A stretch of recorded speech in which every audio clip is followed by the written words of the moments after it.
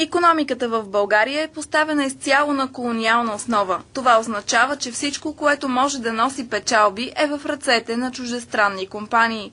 След загробващия страната ни меморандум с Международния валутен фонд и Световната банка от 1997 година, страната ни пое път към окончателното си затриване като самостоятелна държава с индустриално развитие. Според класика на немската икономическа мисъл от 19 век, привърженик на националните икономики Фридрих Лист, отварянето на пазара между една по-развита икономика и една по-слабо развита води до загуби и обедняване на по-неразвитата.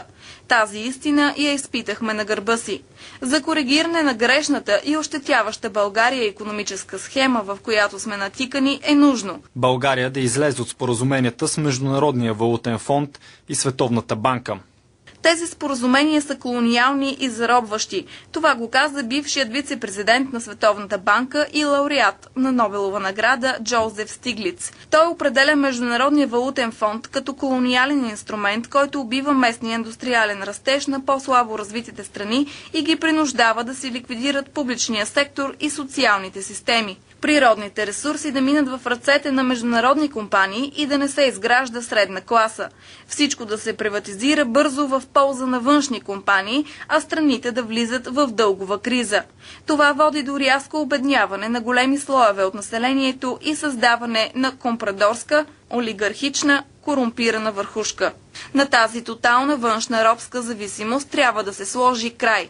България трябва да изгради протекционна защита за стоките, които произвежда, да стимулира собствено производство и да изгради собствени индустриални мощности. Излизането от споразуменията с Международния валутен фонд и Световната банка е прекият път към освобождението от колониално робство. Ревизия на приватизационните сделки. Връщане на ограбените активи обратно в държавния ресурс. Създаване на нарочна институция и извънреден закон с обратна сила за провеждане на такава ревизия. Основната мярка за оценка ще бъде запазването и развитието на производствените възможности. Приватизираните предприятия, които произвеждат стоки и услуги, особено тези, които изнасят стоки и услуги, които са създали и съхранили работни места, получават преференции в оценката и не подлежат на санкция. Останалите се връщат в патримониума на държавата, а на приватизаторите се търси съдебна отговорност според размерите на нанесената на обществото щета. Изплащане на дълговете на приватизираните предприятия към техните бивши и настоящи работници. Ревизия на концесионните сделки. Те са сключени при неизгодни за България условия. Отмяна на замените на земи и възстановяване на статуквото от преди тези замени.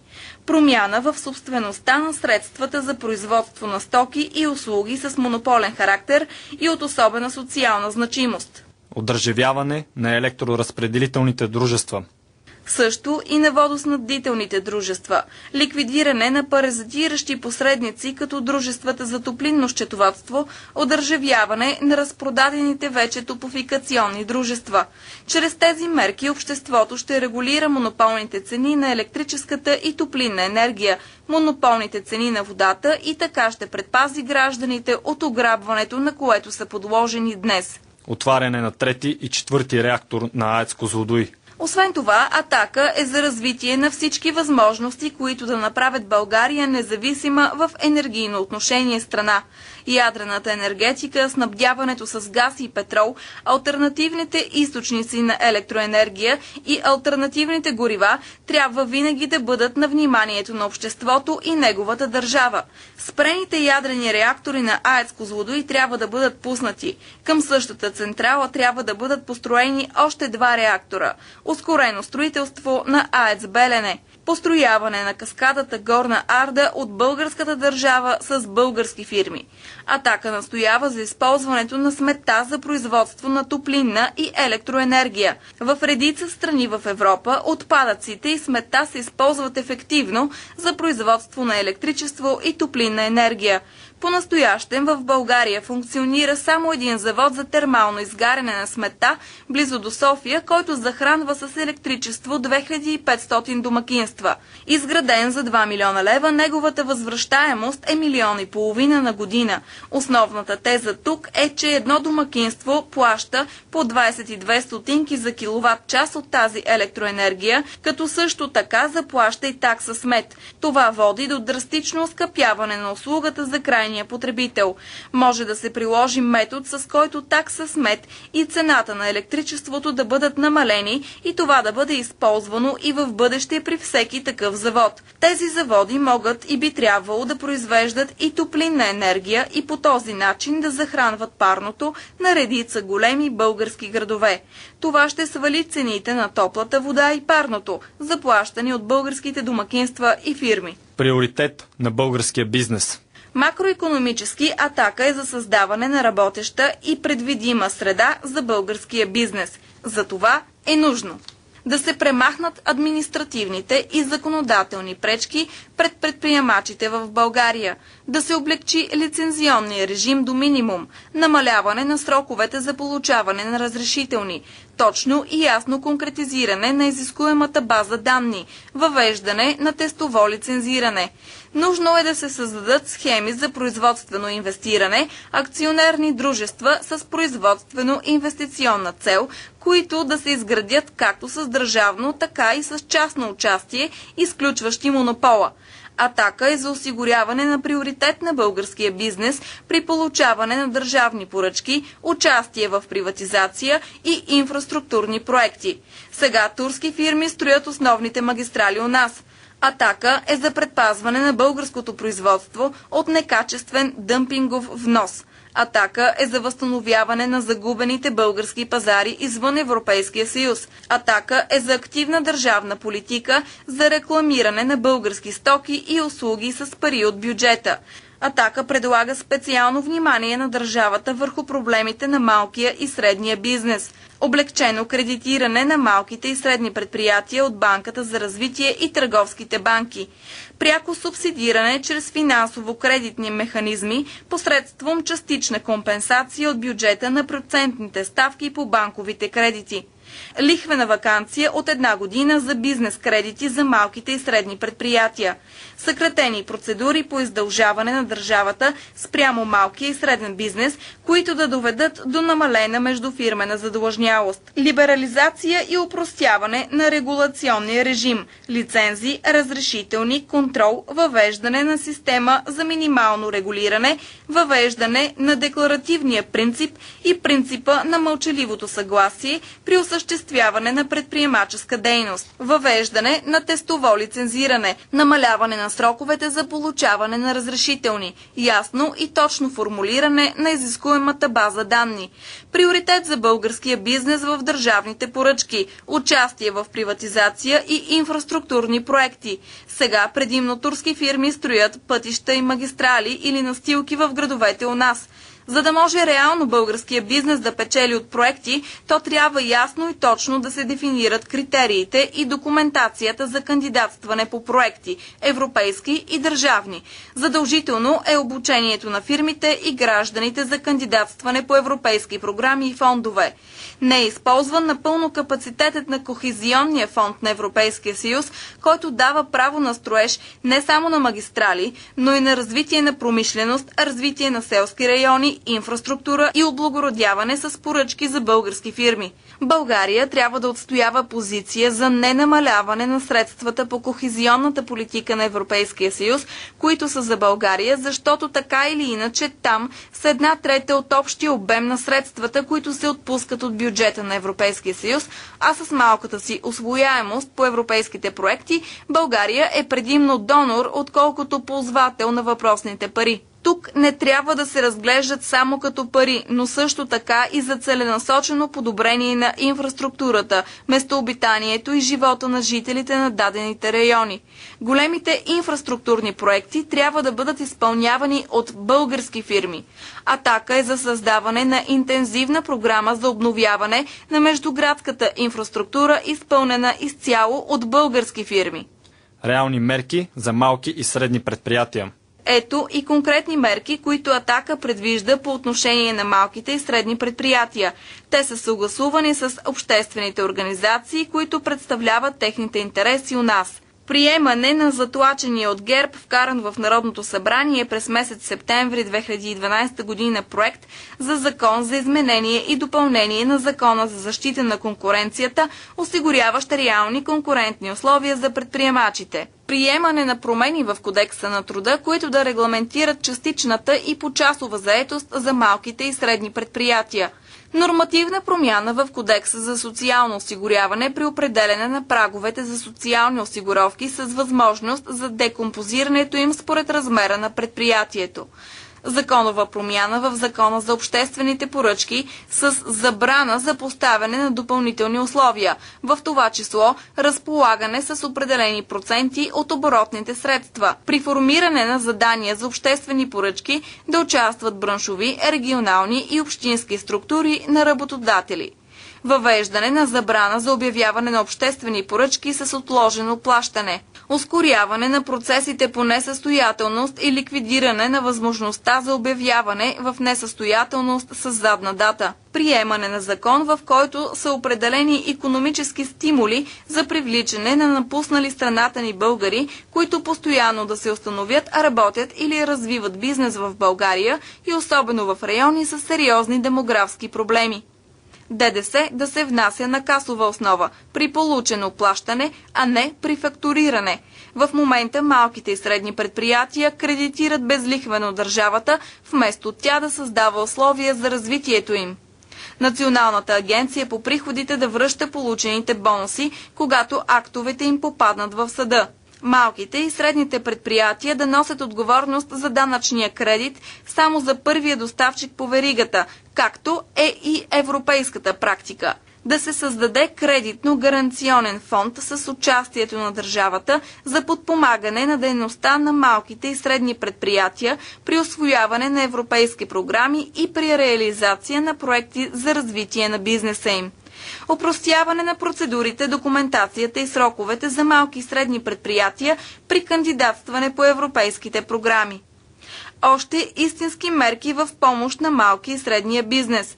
Приемане на програма за защита и развитие на малките и средни предприятия в България на основа на принципите, залегнати в приетия от Европейската комисия акт за малкия бизнес. Изработване на регламент за държавна помощ на малките и средни предприятия, съгласно изключенията, предвидени в акта за малкия бизнес на Европейската комисия. Определене на високопоставен държавен служител, който да отговаря за приложението и изпълнението на постановките, залегнати в акта за малкия бизнес на Европейската комисия в България. Промяна в методиката за определяне на такса смет, като отпадне схемата същата да се определя като промил върху балансовата и данъчната оценка на активите и да се премине към реално отчитане на отпадъка. По-настоящем такса смет за предприятията с големи активи е съизмерима и дори по-голяма от корпоративния данък. Създаване на агенция, която да се занимава приоритетно с политиките за защита и развитие на малките и средни предприятия в България. Изграждане на регионален принцип на тържища и пазари за малките и средни производители, които нямат достъп до търговските вериги и са жертви на прекупвачите.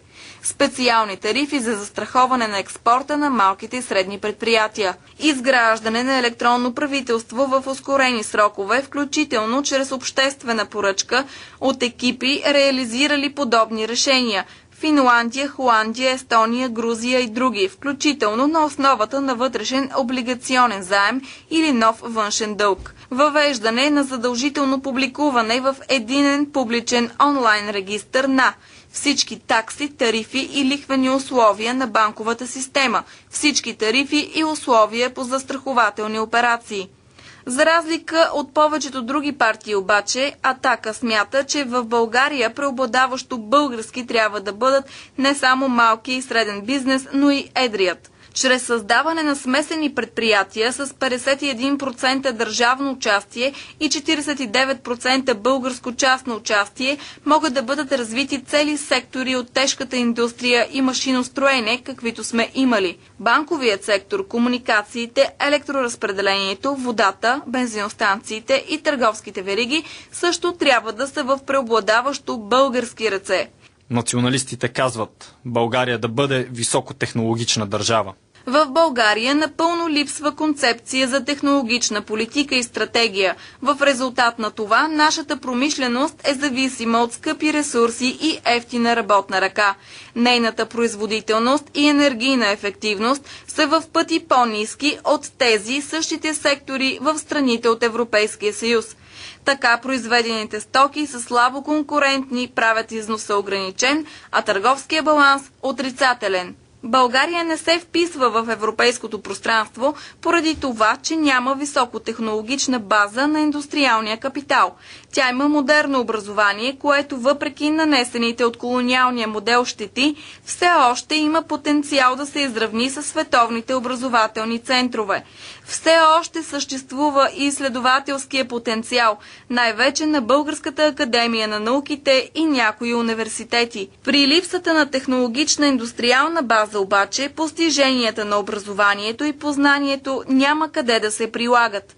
Тези резултати се използват от икономиките на другите държави. Най-добрите учени отиват да работят в чужди университети и изследователските центрове. Най-високите постижения на изследователската работа се използват от чужди индустрии. Ние сме интелектуален донор на по-богати от нас държави и това отново се изчислява като пари в милиарди, подарени на чужди икономики. За да изпълнява България стратегия Европа 2020 е необходимо да се създаде национална високотехнологична база в условията на пазарна икономика, което значи с финансови инструменти. Какво означава това? Финансовите инструменти на модерната пазарно организирана икономика са данъците от една страна и кредитната система от друга. Плоският данък, общ доход и изравнената ставка на ДДС поставят всички икономически субекти в еднакви условия. Следователно, за да се даде приоритет на модерното индустриално производство, е необходима смяна на сегашната данъчна система, която в сегашния си вид дава големи предимства на неустойчивия сектор – недвижимост, търговия, финансово посредничество. Плоският данък трябва да бъде заменен с прогресивно подоходен данък с специални ставки за развитие на модерното производство. То трябва да получи определени предимства чрез равнища далече по-ниски от тези в силно развитите индустриални държави. Данъкът добавена стойност трябва да бъде диференциран с предимства за индустриалното високотехнологично производство, ниски ставки за високотехнологичните производства и износ на тяхната продукция трябва да бъдат в рамките на 5-10%. Кредитната система трябва да бъде изменена в посока облекчено кредитиране на високотехнологичните производства на стоки и услуги. Националният гаранционен фонд трябва да гарантира кредити, а Българската банка за развитие за отпускане на нисколихвени кредити с дълъг гратисен период за този сектор. Освен финансовите, необходими са още законодателни и структурни инструменти, които да осигурят технологичен скок на българското стопанство. Основното звено на изследователската и развойната дейност в България е Българската академия на науките, следвана от Медицинска академия и Софийския университет. По време на прехода изследователската работа в България бе почти изоставена и най-важното подложена на най-злостни нападки от различни субекти. Пред изследователите бе и продължава да бъде поставено абсурдното условие да се самоиздържат с пряката си изследователска дейност, което не се прави никъде по света. Заплащането на научно-изследователската работа у нас е на изключително ниски равнища, в сравнение дори с най-слабо развитите страни от Европейския съюз. Реформирането на научно-изследователската работа в България за постигането на високи технологични нива на производство не може да се изразяват в постоянното съкращение на кадрите, а в тяхната атестация и контрол. Държавните средства за изследователска работа трябва да имат стабилно и постоянно увеличаващо се равнище в бюджета и да не зависят от финансовата конюнктура. В законодателството са необходими инициативи, които да предизвикат частния капитал към инвестиции в изследователската, изобретателската и внедрителската дейност. Развитието на българската индустрия трябва да отразява не само посочените в директивите на Европейския съюз приоритети, информационни и комуникационни технологии, чисти енергии, ефективно използване на ресурсите, но и в развитие на съвременни технологии в машиностроенето, металургията, промишлената химия, лекарствените средства, стопанската и битовата техника, военното производство. Атака е готова с национална стратегия Технологична България. Високите технологии са водещите сектори в високоразвойните европейски държави и върху тях почива стратегията, основаваща се на производство и услуги с висока принадена стойност. България, която имаше най-високо ниво човешки потенциал в информационните и комуникационните технологии в Източна Европа, в сегашния период е бялото петно на Европа. Без стратегия за развитие, водещите високотехнологични компании нямат интерес да откриват клонове за производство. Държавната собственост заема ключови икономически сектори – енергетика, здравеопазване, образование, железопътен транспорт, отбрана, полиция и други.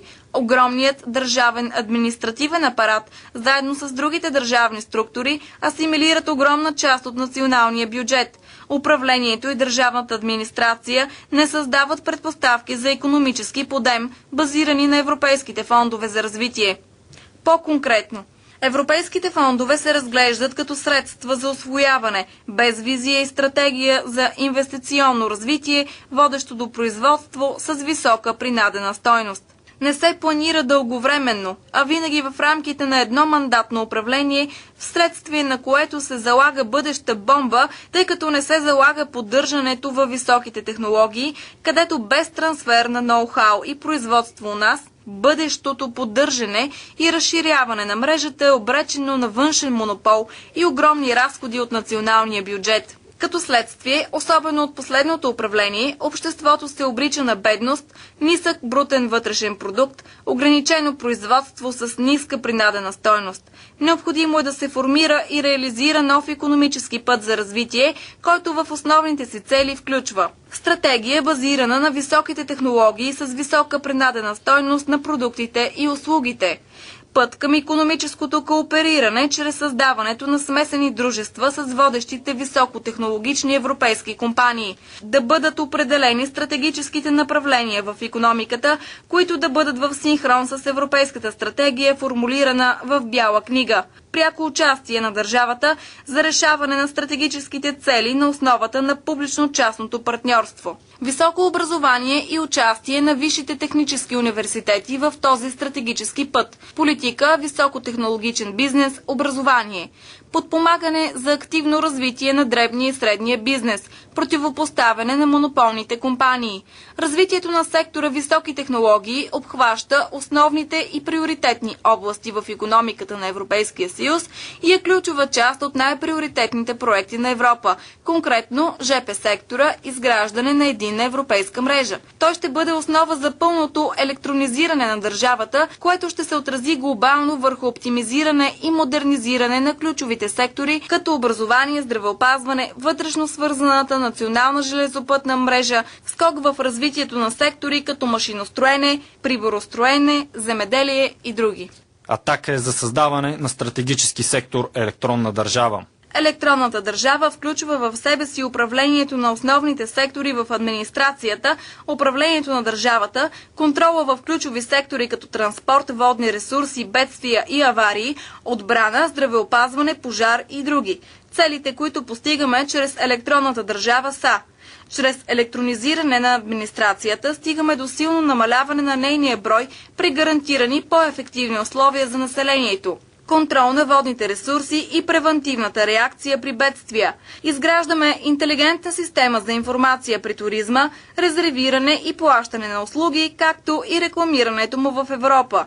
В сектора здравеопазване се въвежда и изгражда информационна система, свързваща лекарите, аптекарите и НЗОК. При обединението на услугите и функциите се интегрират информационно всички основни части на здравеопазването и се контролира чрез пълно електронизиране процеса на лечение на електронно запаметяване на данните. Централизира се управлението на държавата чрез интеграция на всички информационни системи с национално значение в единен диспетчерски контролен център. Дава се възможност за превантивен контрол и екстремно вземане на решение при бедствени ситуации. Висока ефективност на услугите. Обединяват се услугите и издаването на единни билети за комбинирани видове транспорт. Подобрява се и се модернизира поддържането на важни отрасли.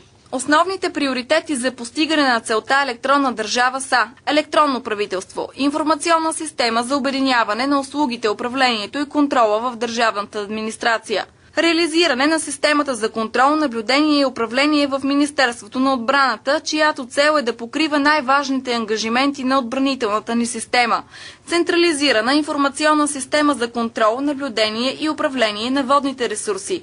Проектът е поставен като важен и перспективен, обезпечен по линията на европейските фондове. Централизирана информационна система в здравеопазването чрез въвеждането на електронна здравна карта. Проектът интегрира целия здравен процес на здравноосигурените лица между процеса на лечение, запаметяване на информацията на лечението и получаване на предписаните медикаменти. Информационна система за наблюдение онлайн, опериране на туристическия бизнес. Електронни билети за всички видове транспорт, сухопътен, воден, ЖП транспорт, създаване на комплексни автоматизирани системи за контрол, управление и поддържане в ЖП сектора, покриващ ЖП линии, високоенергийната мрежа, телекомуникационната мрежа, система за управление на влакове, система за сигнализация и система за поддържане на подвижния състав. Създаване на център за интегриране на информацията и последващ контрол и управление в централизирана структура на държавата. Информацията обединява всички информационни мрежи – полиция, контрол на водите, бедствия и аварии, Министерство на отбраната, пожар и други. Сектор туризъм. Изграждане на централизирана видеосистема, излъчвана по ТВ сигнал и система за наблюдение лайв на туристическите и археологични центрове. Системата решава следните основни задачи. Видео и информация в реално време на туристическите центрове, предадена по ТВ канали и 3G в реално време. Туристическите информационни центрове да са обединени в обща информационна мрежа за получаване на информация и резервиране. Включване на онлайн информация от туристическите центрове в Европейския туристически канал. Видео и информация на трафика в главните центрове с усилен трафик на големите градове. Информация от главните археологически центрове на България. Активно включване в общата иновационна дейност на Европа, привличайки и висшето образование. Акцент на технологичното образование. Един от най-важните компоненти в цялостната икономическа стратегия на държавата е образованието. В областта на високите технологии, съответните висши технически университети трябва да имат пряка и технологична връзка с съответния бизнес. Това се постига със следните инициативи. Създаване на научни технически бизнес паркове.